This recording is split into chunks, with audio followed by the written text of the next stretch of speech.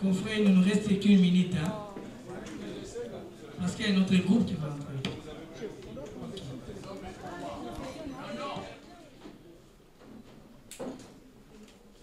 Deux points étaient inscrits à l'ordre du jour pour aujourd'hui. Sur la taille du gouvernement,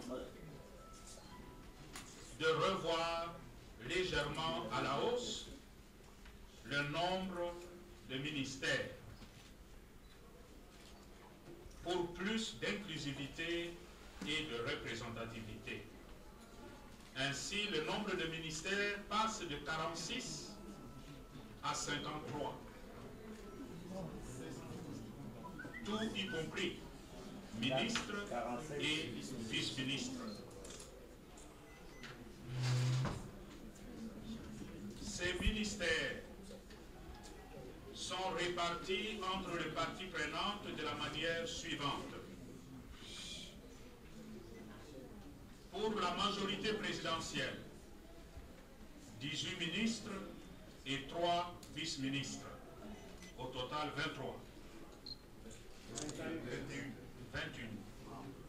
Le Rassemblement, 13 ministres et 3 vice-ministres. Au total, 16.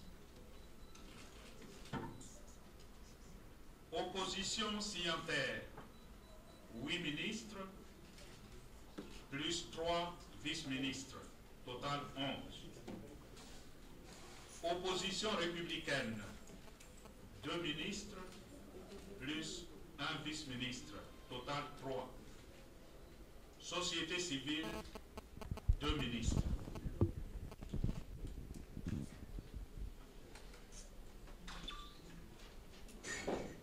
Le deuxième point qui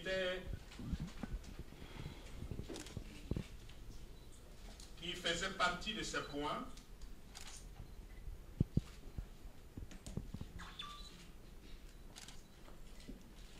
était le mode de désignation du Premier ministre.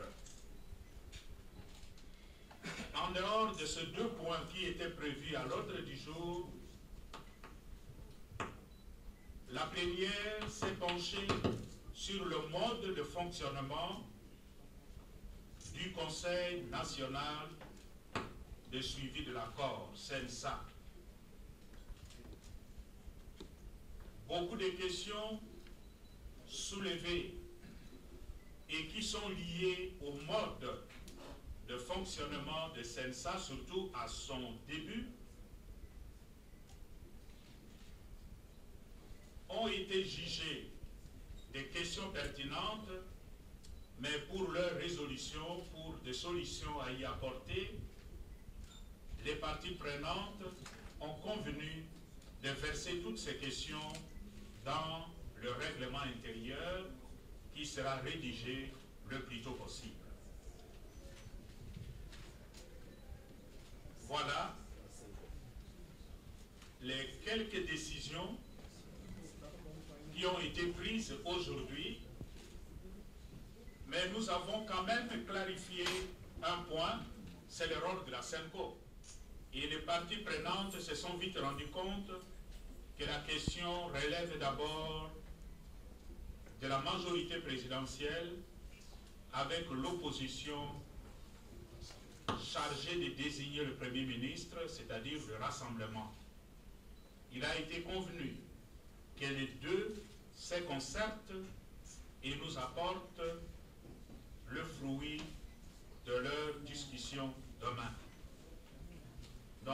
avons bon espoir que demain, la question sera aussi réglée.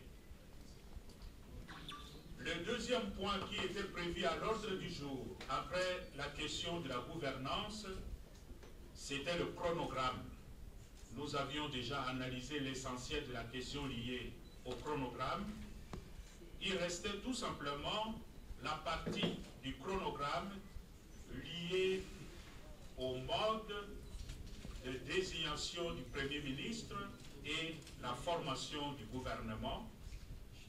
Cette question est aussi remise entre les mains de deux formations qui sont directement concernées, la majorité présidentielle et le reste. Les parties prenantes ont convenu que la SEMCO doit continuer ses bons offices, mais en termes de présence qui va accompagner le processus jusqu'aux élections prochaines. La SEMCO n'occupera aucune fonction connue dans la structure du CNSA, mais la SEMCO continuera à être là comme le conseiller, comme l'accompagnateur, celui qui peut interpeller, celui qui peut donner des conseils pour veiller au bon fonctionnement de notre Conseil national de suivi de l'accord. L'idée, c'est que tout ce qui a été convenu ici puisse être accompli, réalisé dans les délais. Merci.